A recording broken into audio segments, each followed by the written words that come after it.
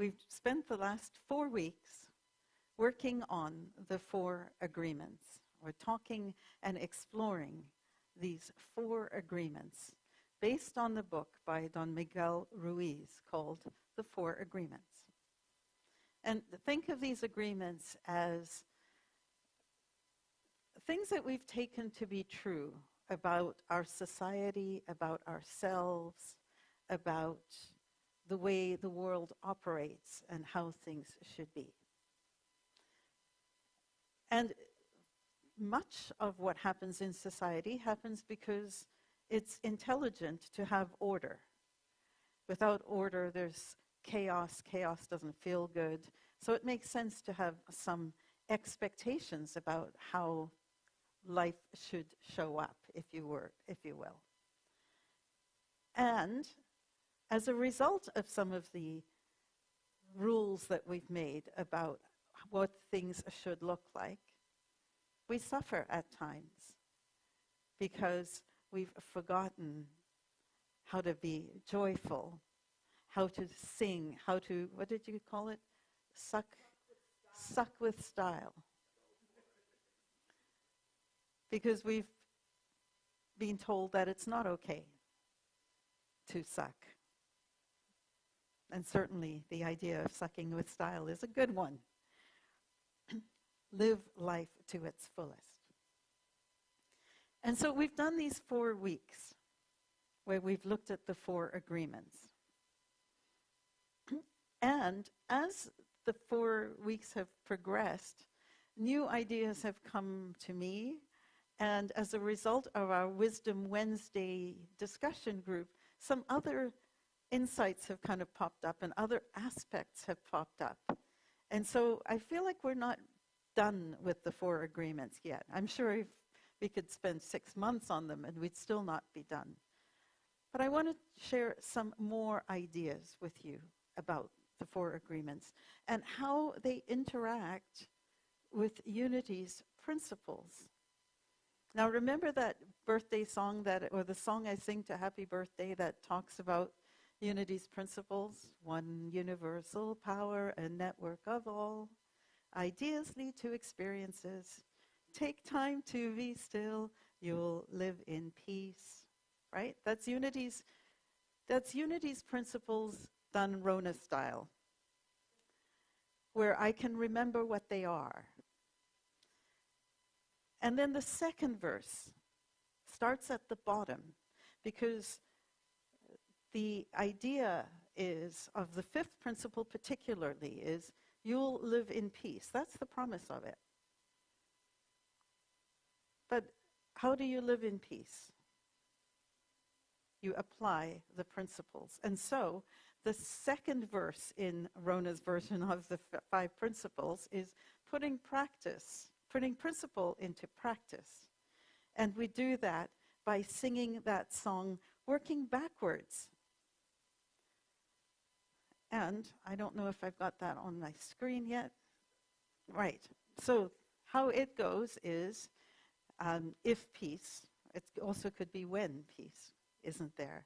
So when peace isn't there, take time to be still and question your thinking. What other idea could add more peace? And so I kept thinking of this second verse, which is how to put our principles into practice, in light of these 4 agreements. And I realized how powerful it is to actually follow that little ditty. Because when peace isn't there, each one of these agreements invite us to take time to be still, question our thinking, and consider another idea that will add more peace. That's really what the 4 agreements is all about. And so, let us look at some of these agreements. The first one that we looked at was be impeccable with your word, also known as Don't do anything that goes against yourself. And there were two things that came up as a result of this agreement in our discussions. And one was, how am I being impeccable with my word if I promised to love and honor through death do us part, but now I can't stand the person anymore? I'm kind of paraphrasing.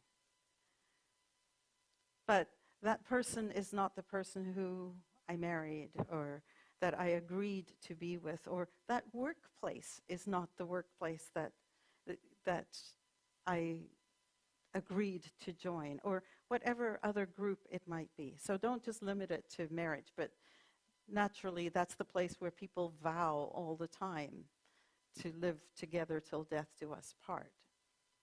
And so the question is, how can I be impeccable with my word and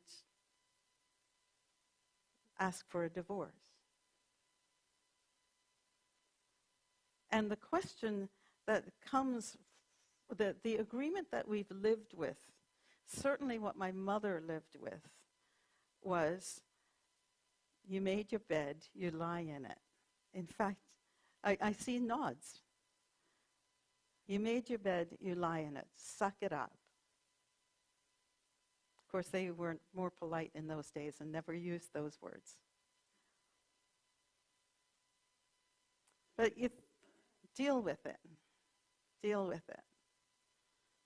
And what we look into Scripture, and Scripture says the only acceptable reason for divorce is adultery.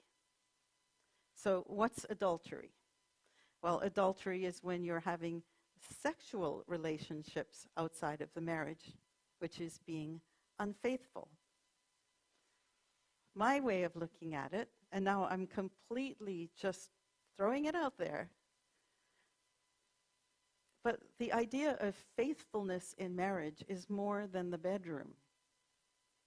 And so if someone is no longer loving you, treating you with the love and respect that you deserve, then they've already broken the marriage agreement. And so being impeccable with your word may mean choosing to stay, and it may mean choosing to leave. Because the most important part of being impeccable with your word is being true to yourself.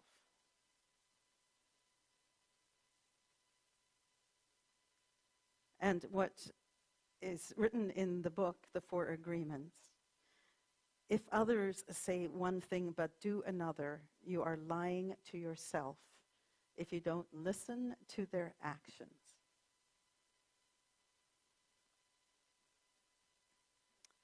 Somewhere else it says, if someone is not treating you with love and respect, it is a gift if they walk away from you. That person doesn't walk away, you will surely endure many years of suffering with him or her.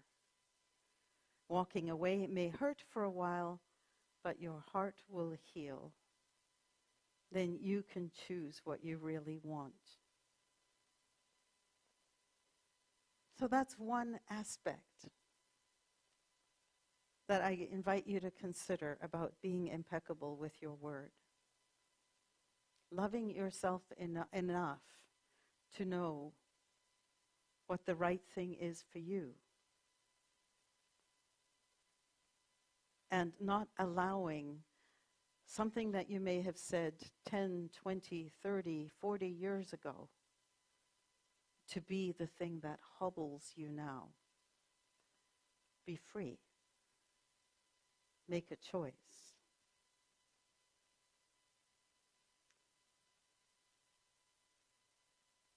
Another place that we had a discussion is the idea of not being impeccable with our word when it comes to conflict.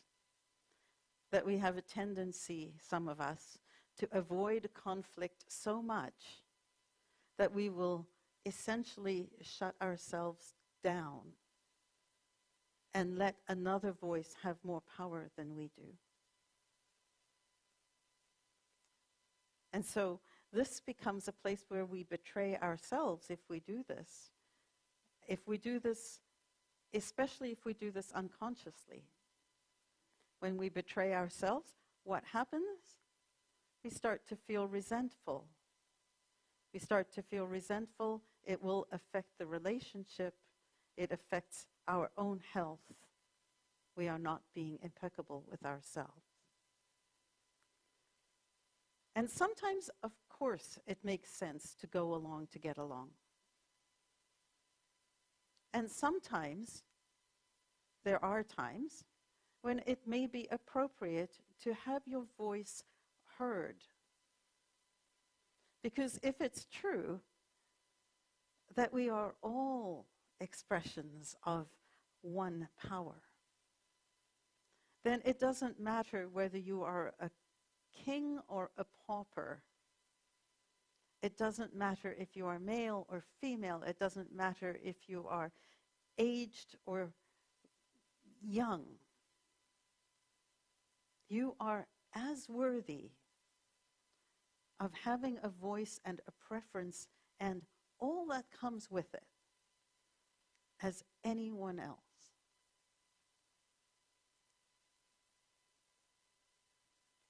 And so the encouragement here that I would ask you to think about is to be deliberate about giving away your power. Find a way to stay empowered. And it could be that you say yes to whatever the request or the demand may be. The difference is to say it in a way where you are choosing. Think of it as the victim accedes, the victim gives in. The victor allows. The victor makes a decision and says, yes, I'm okay with this, no resentment, open, willing to do this. Accede, shrinking. Allow, expanding.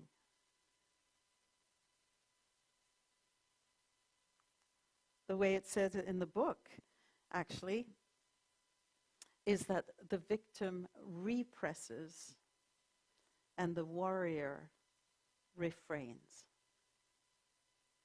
There's an element of choice. Represses, push down, chooses not to look and feels resentment because of that. Imagine the word repression as an energy bubble that you're trying to keep beneath the surface. Refrains is, I am choosing a certain way. And perhaps one of the most powerful messages about this idea of keeping your power by you choosing is found in the book of Matthew, when Jesus, in his Sermon on the Mount, tells people that if a soldier forces you to walk a mile with them, walk 2. What's Jesus trying to say here? What he's saying is, take the power. You choose to give more than is asked or demanded as a choice, then you are being impeccable. You remain who you are and choosing. So, let's be impeccable with your word. I'm going to get to one more. We'll do version agreement number 2 today, and then 3 and 4 next week, I think.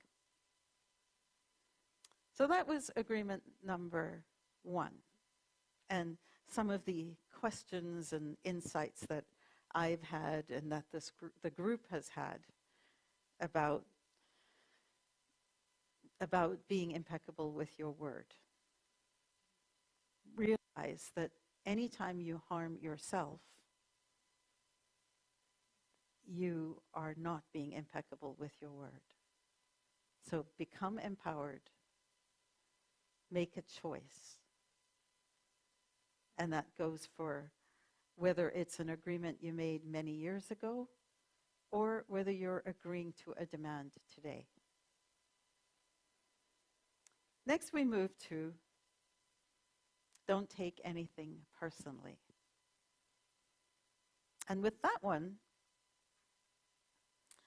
I spoke about a framework of A, B, C, D, allowing other people's points of view, to take a step back and observe and not bite the hook of whatever someone's opinion might be, to retain control of your own reactivity and notice whether what's happening is a dialogue, two-way conversation, or a diatribe, a rant, a venting by someone. And one of the things that has come up for me a lot is, what if I didn't mind? The words, what if I didn't mind? So someone is having a meltdown of some kind, and the question that comes to mind for me is, what if I didn't mind? What if I just smile and nod? What if I don't even smile, I just nod? What if I just see it for what it is, a person having a reaction? I once saw a t-shirt, and I wish I could, I have never found it again, but it essentially said, your opinion of me says more about you than it does about me. And I really liked that. Your opinion of me says more about you than it does about me.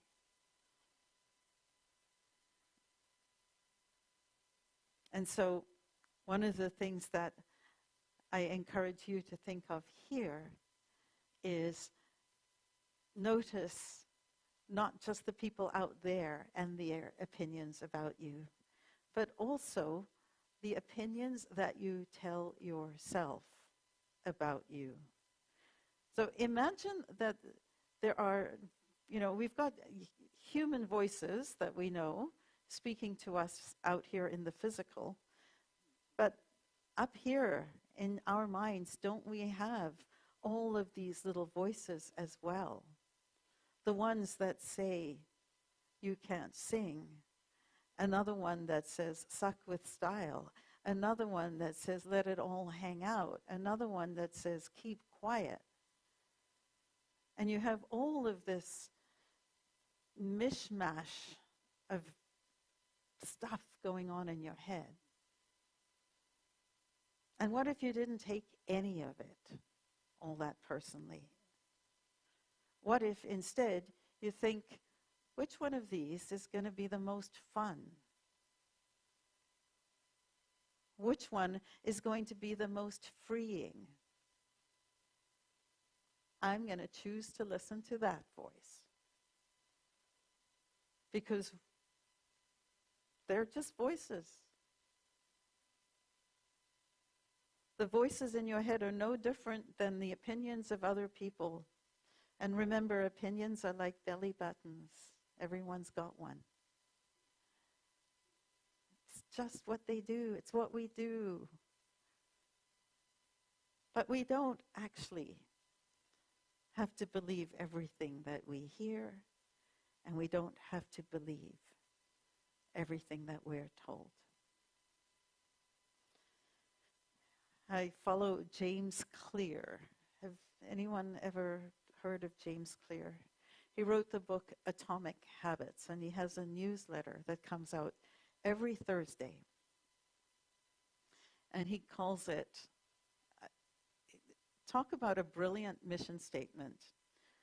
He's got a newsletter that is split into 3, 2, and 1. 3 ideas, 2 ideas from 3 ideas from me, 2 ideas from other people, 1 question for you. And he calls this the most wisdom per word on the internet. That's their goal. So it's very clean, simple, profound stuff. And this week, the newsletter said, and I quote, "People usually judge you based on where you are currently, not what you could become eventually. Don't let one comment stop you from trying. File it away or use it as fuel. Focus on getting better. Someone else's analysis of your current position doesn't tell you anything about your current potential." Someone else's analysis of your current position doesn't tell you anything about your current potential. And I would expand what he says here to include not just the people outside, your friends, relatives, neighbors who are talking to you, but these voices here who are seeing how you currently are and projecting ahead about what your potential is. Don't take it personally. If you must take something personally, choose something that you like. It's just a story that we make up. So I will, in the interest of time, leave it there today with this summary. The summary is: resolve to be as loving to yourself as you can be. Resolve to watch your I am statements. I am bound in something that I promised 20 years ago. I am making some kind of betrayal if I choose differently. I am miserable. I am happy.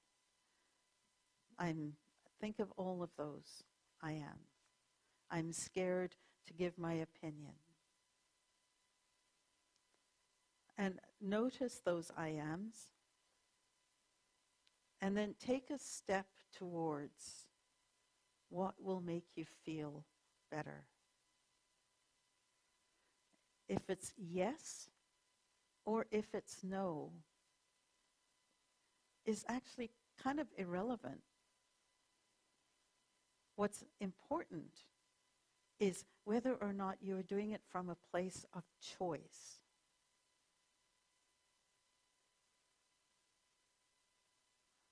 And then, from a don't take things personally, remember not to bite the hook of somebody else's opinion, including the voices in your head. Suck with awesomeness, or whatever you said, I can't remember. Suck with style, that's what it was. And remember this little ditty. Sing it with me. If peace isn't there, take time to be still and question your thinking. What other idea could add more peace? It's amazing how freeing it can be to change your mind. That's how we create heaven on earth. I bless you.